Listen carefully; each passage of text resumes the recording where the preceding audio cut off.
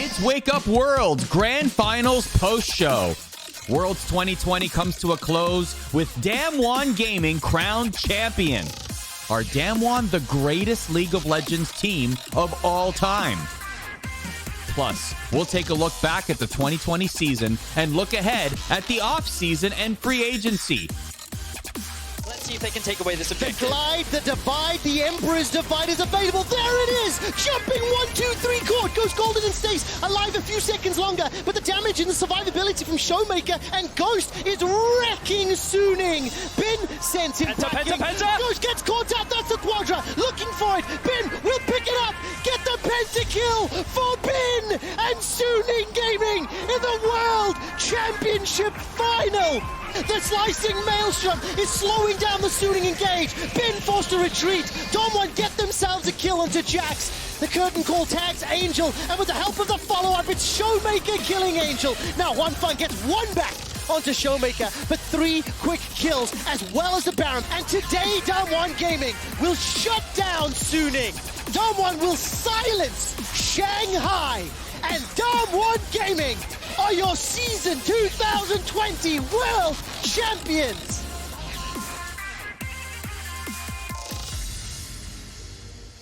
The World Championship Finals are complete, and we're here to break it all down. It's Wake Up Worlds.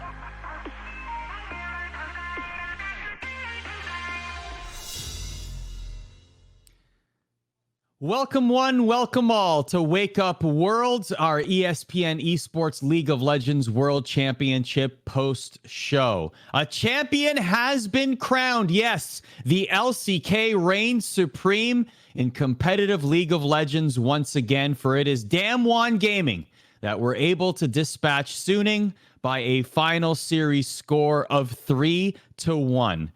Tyler Erzberger, Fionn on Fire, having a little bit of connection issues, so we will endeavor to bring him on at some point during the show.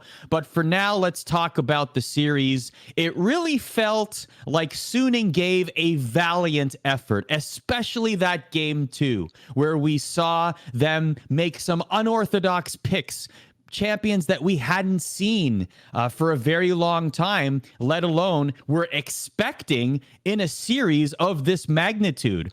S of M on the Rengar and Bin on Fiora with a fantastic KDA scoreline, 10-1-4 on Fiora with a pentakill to end that game, giving the LPL fans some hope, tying up the series after that incredible game 2.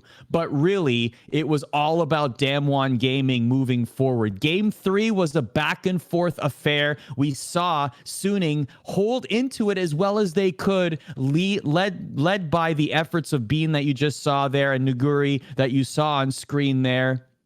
But then Damwon were able to take over. And at the end of the day, it was Damwon's day with fantastic performances from the likes of Beryl and the MVP Canyon and Nuguri in the top lane, just doing great things, playing as a team. It really, the story of the series for me was really the fact that Suning gave a valiant effort. They were a game opponent in this series.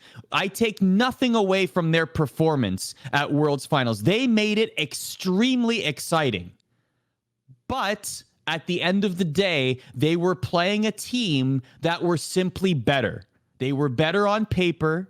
They were better on many people's scorecards going into the grand final. Many people predicted Damwon to win, and that's exactly what happened.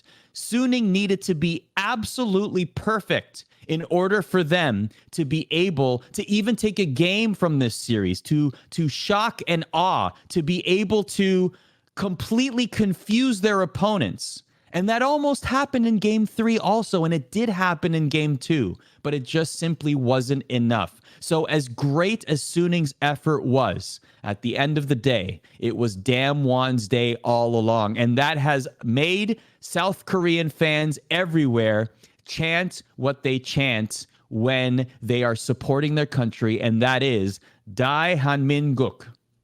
So, Damwon Gaming, 87% predicted them to win in our ESPN predictor. Thanks for playing along. It was a lot of fun. I will not tell you what my final ranking was, but it was bad. DDIM5 in chat, and I'm going to be reading chat along the way, so feel free to give some comments along. Let's make this a family atmosphere here. It was a Grand Canyon gap, let's be honest. Nice pun there. Agreed. Definitely, a lot of people didn't have hopes for Suning, but listen, after game 2, they made it competitive. They surprised people. The picks that they made in the draft, it wasn't like Damwon were necessarily perfect this entire series. There were parts of each game where you were thinking, you know, this is really back and forth. Like Suning are throwing jabs, Suning are winning team fights, they're getting objectives. It wasn't like they rolled over and died this series by any stretch of the imagination. But we always knew that they needed to be that much better. This performance from Suning would have beaten a lot of other teams at Worlds, and they absolutely deserve their spot in the final. But it just wasn't enough to beat Damwon, because Damwon are just a cut above, and they, as one of the favorites coming into Worlds, absolutely deserved to win the 2020 League of Legends World Championship and hoist the Summoners Cup. So congratulations to Damwon Gaming on getting it done and bringing the Summoners Cup back to South Korea, where dynasties existed and where dominance once was in competitive League of Legends. Now, later on, we'll talk about, and I'd love to hear your thoughts in the chat as well, what does this mean? Does this mean the beginning of a new era for South Korean dominance? Is this the LCK's time to shine now for years to come? What are the expectations of Korean fans, of LCK fans, now that they see this victory? Are they now hungry for more? Are they expecting more? These are all questions that we're certainly going to have, and we're going to have a conversation as well about free agency, because there are a lot of questions to answer as it pertains to free agency. And by the way, we have a free agency show coming up. That's going to be the next major project you will see from ESPN ESPORTS. If you've been with us for a while, you remember it from last year. It was a hell of a lot of fun, and we're going to do it all over again. Myself, Tyler, Fion on Fire, Erzberger, still working on those internet connectivity issues. He's trying his best, folks. Okay? I mean, look, it happens. We're all socially distancing. We're all doing this from home. Things like this are going to happen. So hopefully he's able to join us. He's definitely going to join us on the Rift Rewind free agency show. That's happening on November 16th with a 6 p.m. Eastern start. And then you will get live updates like you did last year. Jacob Wolf will be dropping the Wolf bombs, as he is known to do. He's already started, by the way. He's already talked about the likes of Jensen and Team Liquid. $4.2 million. $4.2 million. We're going to talk about that a lot more. Let's get to some player ratings. I'll actually read you Tyler's player ratings just in case he's not able to join us.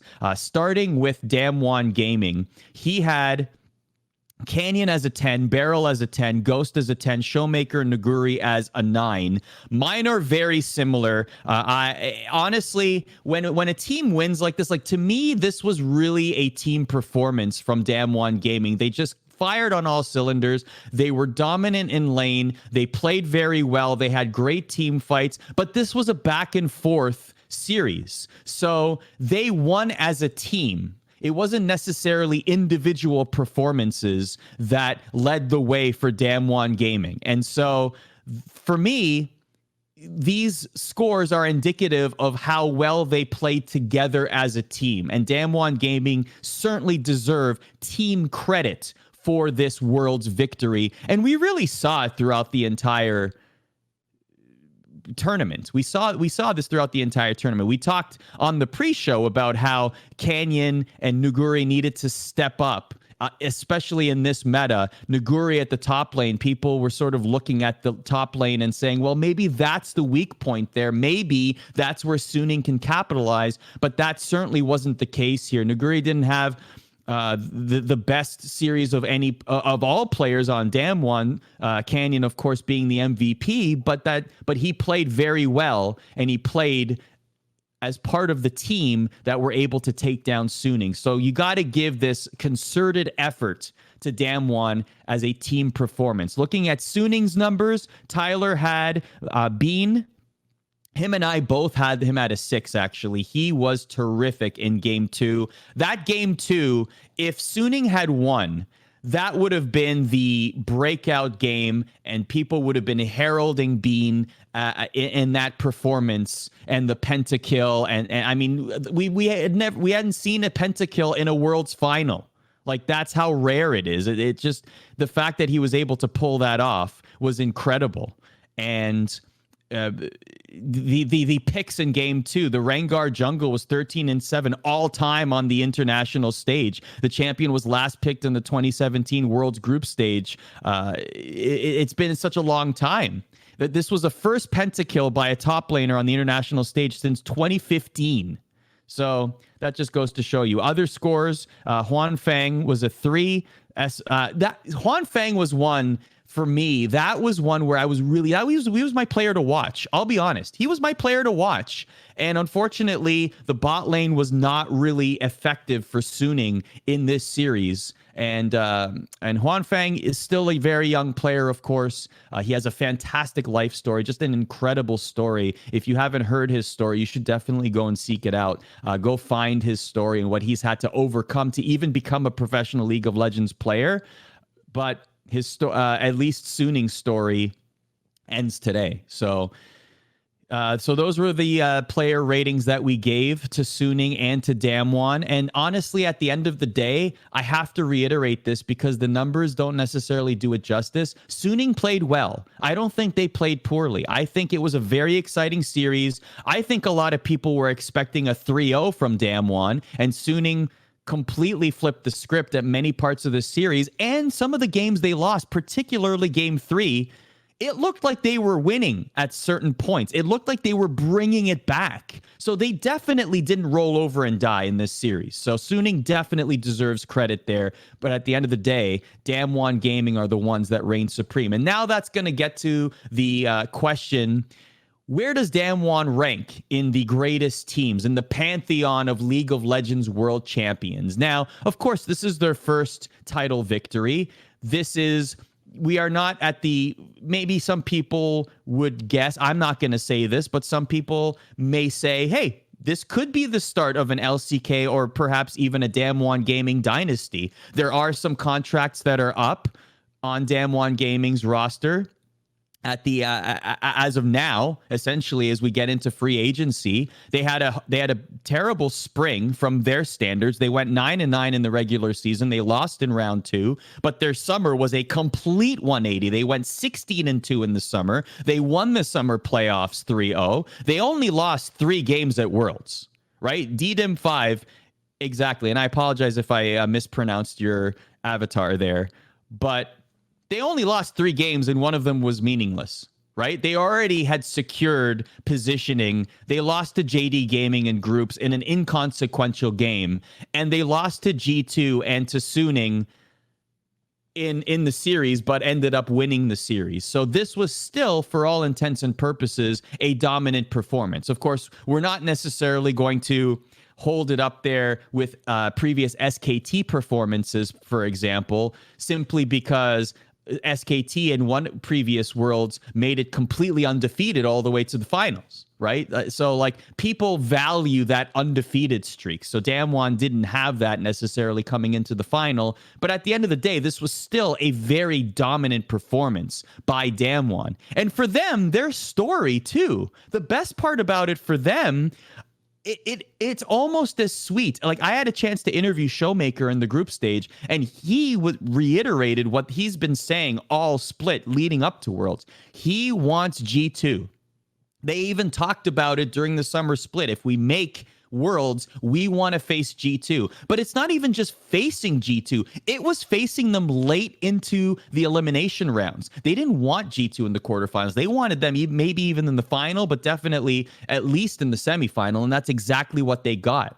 So think of the redemption story for Damwon Gaming. Not only do they vanquish the team that eliminated them last year at Worlds, but now they're able to hoist the Summoners Cup, something that G2 has not done.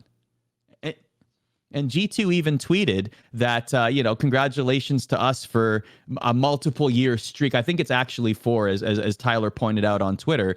But they tweeted, congratulations on multiple years of being knocked out of Worlds by the eventual world champions. So certainly an accomplishment indeed.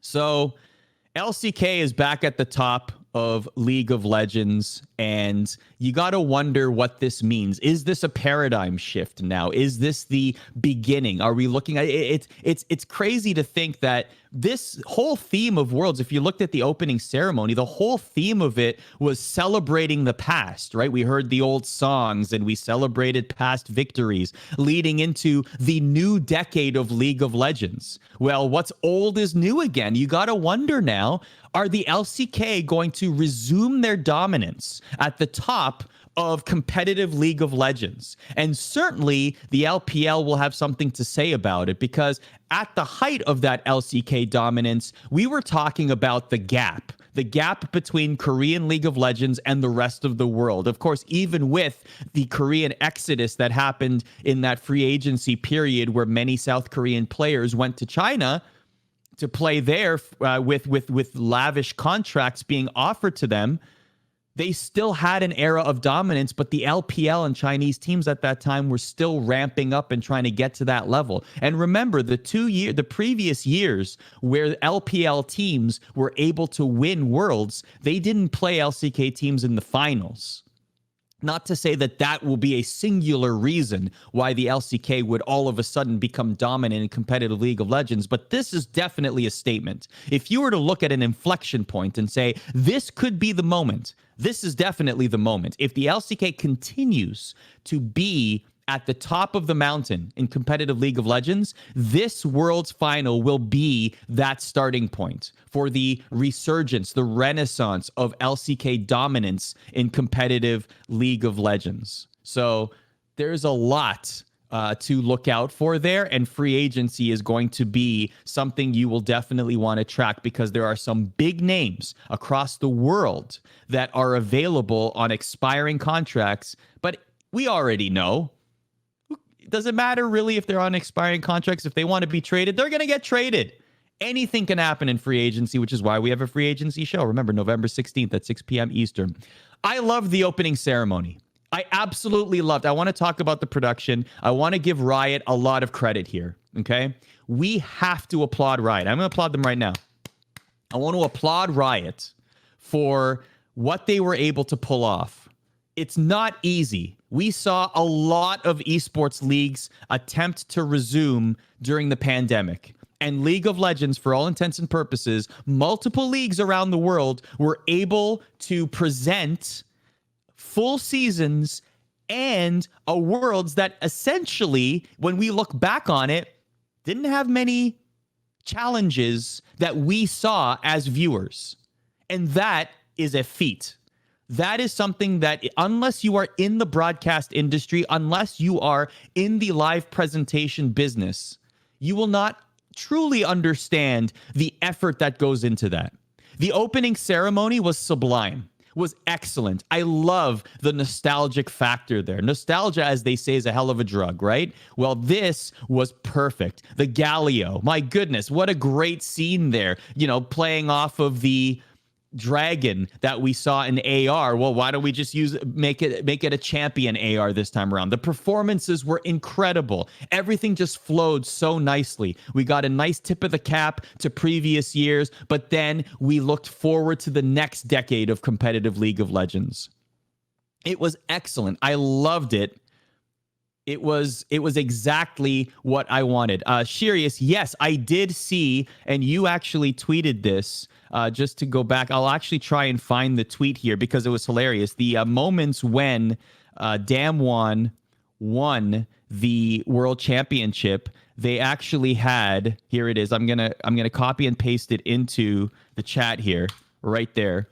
So these are the final moments. If you want to watch that while you're watching me, these are the final moments of the comms from Damwon Gaming. And basically, if you don't want to open it, I'll read it to you. Basically translated, Ghost says, you guys, Showmaker says, let's make it a library, a Shanghai library. Oh, can you imagine the dagger? The dagger with Showmaker, a showstopper. Incredible. Ghost, hit it. They die with just one auto. Canyon, you guys did so well. Showmaker, get your emotes up. Ghost, DRX, Gen G. Showmaker, stun, let's go. Nuguri, I'm relieved. Ghost, kill this guy. Nice. Incredible. I love Showmaker has the best line though. Let's make it a library, a Shanghai library. My goodness. Now, I actually want to say something about that. I want to say something about the reaction. Now, of course, if you are a fan and you're in the building, in this case, Pudong Stadium, this was an extraneous circumstance, right? These were raffle winners. There were 3+ million people who wanted to attend. They entered the draw, and only 6,000 and change were able to enter to the, sorry, Thomas, you told me the number.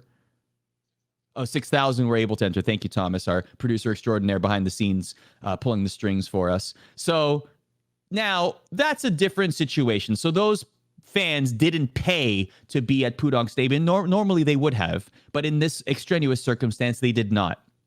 Obviously, it was a vastly majority pro LPL / Suning crowd. Now, not all of them may not have been Suning fans, but they definitely were cheering on the Chinese team because it was in Shanghai. Totally understand. What I actually was surprised by wasn't necessarily the fact that it was crickets when Damwon won the Summoners Cup. And we heard, and when I say crickets, if you watch the broadcast, you heard zero sound. There was nothing from the audience. And I actually don't know if that was the fact that the crowd was completely silent or the broadcast just didn't patch in the audience feed at that point in time. I'm actually unsure. I'm going to guess that maybe they muted it, or maybe that was exactly how it was. It was dead silent, is my point. But also, I noticed a sizable amount of people heading for the exits. Now, that's where I found curious. And if it's a cultural thing, please tell me, chat, because I'm going to put myself in their shoes. Now, if I was in attendance, and even if my region lost and I was pained by this, it has to be a cultural thing, as people are telling me in chat, because I found it surprising that people would leave before the Summoners Cup was raised. And I'm not saying that was a disrespect to Damwon Gaming or anything like that. I'm thinking about it from a fan experience perspective. If Worlds was in NA and I was a fan and I was able to get into the building, even whether it was a raffle or I paid money, whatever, and I'm in the building, even if my team lost, it's still a possible once-in-a-lifetime opportunity for me to see the Summoners Cup lifted. So I don't know if I would want to leave, right? So yeah, as TSM Daniels is saying in the chat, this is a cultural thing. So obviously we respect that because it is happening in Shanghai. I found that surprising watching it on the broadcast. But I will say this, the opening ceremony was excellent. I loved the opening ceremony. Riot continues to knock it out of the park.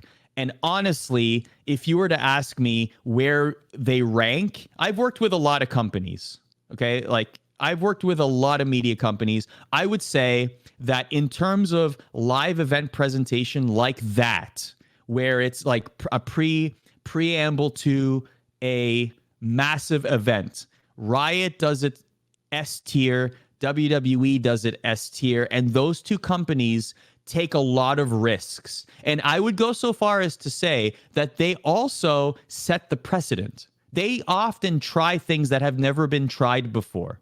And obviously they make it audience-centric, but the technology that they're using and the ideas that they use are certainly being paid attention to by other media companies and other live event presenters to see, well, how can we incorporate that? I think that Riot deserves a lot of credit. I just want to say it one more time from John Needham and everybody on down that worked on Worlds. You did a fantastic job. It was very well received on broadcast. It looked great, and everyone deserves a round of applause. Can I also shout out, before we get to offseason headlines, I want to shout out Quickshot, because there were moments on that cast. First of all, that is a huge assignment. If you are a League of Legends caster, that's the assignment you want. That's your Super Bowl. That's your WrestleMania. That's your biggest title fight possible. That is the big bucket list item you strive for and you achieve for, right? Vedius looked like a natural, obviously, as you thought he would on his first time doing a World's Finals cast. But Quickshot, you could tell his passion was infectious and contagious, and you need that, especially in a play-by-play role. So I just wanted to give a shout out to Quickshot, because sometimes if you do something for many, many years, you lose the passion, you lose the luster. But Quickshot definitely has not, and that's not taking away from any of the other casters. I think that they have a great on-air team at Riot and with the League of Legends casts. I noticed it from Quickshot in the final, and I just wanted to give him some props, because it's not easy to cast that magnitude of an event with that quality and maintain that passion. So thumbs up from me. Let's talk about off-season headlines. So now the season is complete. We have a world champion. Contracts are expiring. There are already rumors out there. There are already moves out there. If there are any names or any teams that you would like to discuss, I'm opening the floor to Twitch chat for the next few minutes as we round out the show here on Wake Up Worlds. What teams shall we talk about? What do we think will happen as we move to 2021? Already I see from Josh Ski 10, TSM mid. The obvious answer is the team is going to be renamed TCM, as in Team Chovy Mid. Dare I say anything else? I did that for dramatic effect, by the way. Team Chovy Mid. Buy your TCM shirts now. G2 is popping up a lot. What's going to happen with G2? That is probably my biggest question in the offseason. I truly wonder what's going to happen with G2. We'll get back to TSM, Daniels. I promise. We'll get back to TSM in a minute. But what is going to happen with Perks and Caps? Who's going to want to play mid? Who's going to play AD carry? Are they both going to play on this team next year? Is one of them going to be gone? Are both going to be gone? The one thing I wonder about, and this is maybe an angle that isn't necessarily being discussed right now, will Perks play? And the reason I say this is, if you look back at his last 2 years, it feels like he has had this cloud of stress and anxiety around him. Now, obviously, I haven't asked him this question, and I'm not saying that there's anything there. I just feel like maybe he appears might be a strong word. I wonder if he feels burnt out. That's what I want to say. I wonder if he feels burnt out. And actually, Double Stick Say in chat says it is likely he might take a year break. And honestly, if I was Perks, if you watch the G2 documentary from 2019, one of the last scenes from the Worlds documentary they did, it's a great documentary. You should check it out on YouTube after you watch this on the G2 channel if you haven't seen it. One of the last scenes is the team in the hotel before they go to play FPX. And Perks has this moment where he kind of looks at the camera and he's like, I'm just happy to go back to being a human being again.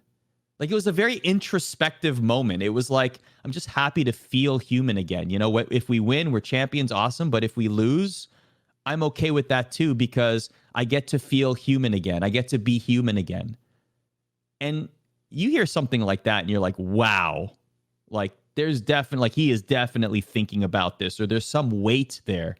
And then this year, of course, knock on wood, the unfortunate tragedy with his father and him having to carry that around, and even taking a break to go back to Croatia to be with his family when it happened during the summer split, and coming back and trying to perform at that level that people expect you to perform, and the expectations that are there with G2 as well, how lofty they are, especially having made Worlds Final the year before. And then you go into a World semifinal against a team that wants your head on a stake because you eliminated them last year, and so that motivation is there. Like, it's just like for if I were Perks or any fan of Perks, you would definitely excuse or understand if he wants to take a year off, if that is the case. I haven't heard anything, but if that's the case, so be it. Worry about yourself, right? You got to worry about your own mental. You got to worry about your own health. And if he can't perform, if he feels like he can't perform at a certain level that would be befitting of the team and also for his own sake, I don't see any problem with that. Now, if that does happen, what happens to G2? Do they look at, they will certainly have to look elsewhere. Do they keep it within the LEC? Do they look to Asian teams? This is why it's very interesting to me. And I wonder if even the conversations are already had. Like, what if the situation exists that they do stay? Caps and Perks do stay. Are they going to have another comment? They already did 2 swaps this year on top of the swaps they did previously, right? So who will play where? Just very, I find G2 to be a fascinating case study and team to watch going into free agency. TSM. Oh, TSM. What will happen with TSM? So let me pull up there. So obviously Bjergsen retires, and we did a whole conversation that actually broke live on a previous episode of Wake Up Worlds. And Tyler and I talked about it at length. And if you want to see, by the way, if you want to see his genuine reaction to Bjergsen retiring, he didn't know. I broke the news to him live on the show. He had no idea. And if you want to see that reaction, it's on our YouTube channel. Definitely go and find it. It's like you could see it just like swirling in his head, building like, no. Like it's a crazy reaction. But then we talk about it at length. What does this mean for TSM? Bjergsen's legacy. Why now? And look, not to pat myself on the back, but I was one of the only people to mention that this could even be a possibility. And the reason I said that, though, was because Bjergsen had been in the league for, 7 years, 8 years at this point? And he's had his domestic championships. And then coming off an 0-6 performance at Worlds that people were lambasting. Yeah, sure. Like to Tyler's point, Tyler mentioned, look, I don't think he wants to go out like that. But to me, he's already set for life. He's an equity owner in TSM. So he's not necessarily thinking he's not worried about his future. He could be at TSM for life in any capacity he wants. And now we know it's going to be as a coach for the foreseeable future. But he could do whatever he wants with TSM. TSM literally have handed him the keys. He is a part owner of the company. And so that means that he could stick around, do whatever he wants. The only way that he would leave TSM is if he wanted to leave TSM. And if you're a part owner, why would you want to leave TSM? Because you own equity. It's valuable. So for Bjergsen, good for him. I'm happy that he was able to retire on his terms. I know that he is a very competitive person. I spoke with him after they won the LCS summer split, and he said, I haven't been this motivated to play League of Legends competitively in years. He didn't really give any indication that he wanted to retire at that point, but certainly it had to be in his mind. It had to be. So now they're in a situation where he's gone, and looking at contracts, the only other contract, honestly, that's up is Treats, who is we've seen him at parts of the LCS summer, but Biofrost, for all intents and purposes, with Double Lift, the veteran presence in the bot lane, sounds like it will stay. I mean, Double Lift did tweet when Bjergsen retired that he thought about retirement as well, but it doesn't sound like he actually is retirement. So he actually is retiring, pardon me. So assume that the bot lane sticks around. I don't see that bot lane unless Double Lift and Biofrost want to leave. But Double Lift's contract ends in 2021, and Biofrost's contract ends in 2022. So I don't see them wanting to leave. Then you look at Spica, who I will say, I believe that there is a lot of upside to Spica, especially in the LCS. I thought that he was at his best, one of the better junglers in the LCS in the summer split. I think that the meta at Worlds maybe wasn't the best for him at that point in his career. I think that many people would say that. I don't take it as a negative per se. I think that he has a lot of development, and I don't think that jungle is necessarily the concern for TSM. What happens with top lane? So TSM have an opportunity now to... Broken Blade his contract ends in 2021. If he sticks around, either way, that mid lane position, you can import a mid laner, you can bring in a domestic mid laner. You have 2 slots open, essentially, if you keep Broken Blade even and the rest of the team intact. All of them are residents anyway, so you could bring in a mid laner. So who would that be? What mid laners are available? Obviously, we're memeing Chovy, right? Because it's the fun thing to do, and I love riling up Tyler with it because Chovy's his guy, the Church of Chovy, and Tyler's essentially the evangelist. But realistically, Tyler's right. Chovy's probably going to stay in the LPL. He'd probably get a comparable offer. He's $1 million per year guy, like plus millions per year guy, right? So he will command that salary in any region, especially the LPL, and he will have a better chance. And this is not me talking out of school. We all know this. He's going to have a better chance to win in the LPL than he is in the LCS. So unless it's an exorbitant amount of money and Chovy cares about grabbing the bag or the largest amount of money he can, I don't see him coming to the LCS. As interesting as it would be, and as much as conversations have been had in the past, and I'm certain that teams are talking. Certain. But at the end of the day, I feel like the likely move is that Chovy goes to China. Very possible. Last name is Reckless. I'm very curious to hear what will happen with Reckless. That's one I definitely want to see and watch, because that is somebody who is a franchise player, the face of a franchise in Fnatic, has essentially been there for the better half of 8 years, right? And now as a free agent, you got to wonder what's going on in his mind. Does he want to win? Is he looking at other markets? Could he go to Asia and play? The Reckless and G2 are 2 storylines that I'm really, really watching carefully. And also TSM, I want to see what they do. Do they go youth movement? Do they look for existing established players? So all of these questions and more will at least be discussed or answered on our free agency show. So it's the Rift Rewind free agency special, several hours live on the air. So it's going to be myself, Tyler Erzberger, Emily Rand, Jacob Wolf. If you watched it last year, you have an idea of what the setup's going to look like. Jacob Wolf, he's going to be working the phones. He's going to be checking texts. He's going to be sending emails. He's going to be kind of busy. He's going to be trying to break news live on the show. Now, I have not gotten confirmation, and maybe my esteemed producer Thomas can let me know in my ear, if in fact the Wolf Howl will be making a triumphant return. I have gotten confirmation, everybody. Excellent news. The Wolf Howl is indeed making a triumphant return to the free agency show. Tons of fun last year. Very unpredictable. Made the show even more can't miss. So, as I mentioned, November 16th at 6 p.m. Eastern, several hours live. We're going to have analysis. We're going to have instant thoughts on news that breaks. And we're going to have constant flow, a constant stream of news that is being talked about and broken on that free agency show, which is going to be the next big show that you see from ESPN Esports. If you are a Valorant fan, we also have a Valorant show that is on Thursdays. It is back. You saw a Valorant ad during Worlds.